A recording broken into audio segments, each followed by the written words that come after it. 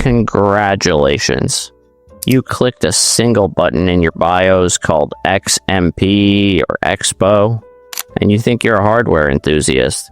In reality, you've likely signed a suicide pact for your CPU's memory controller.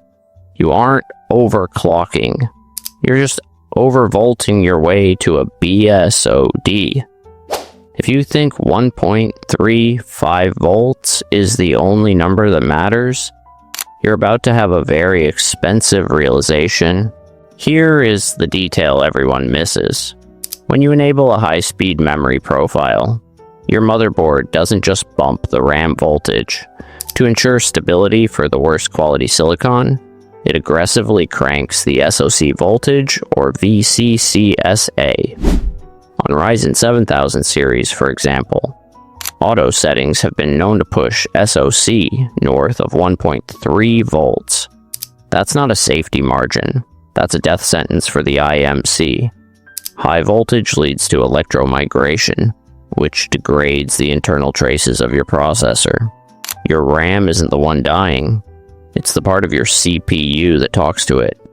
If you're seeing random crashes in Chrome or memory management errors, your motherboard has already started the barbecue. Passing a 10-minute stress test means nothing. Real degradation happens through heat soak. High-performance DDR5 kits run hot, and most of you have zero direct airflow over your DIMMs. When those chips hit 60 degrees Celsius, they start throwing bit flips. The auto settings on your board are designed to pass a benchmark, not to last 5 years. You're trading the lifespan of your $500 chip for a 2% increase in FPS that you can't even see without an overlay. Genius. Here is the professional way to handle this.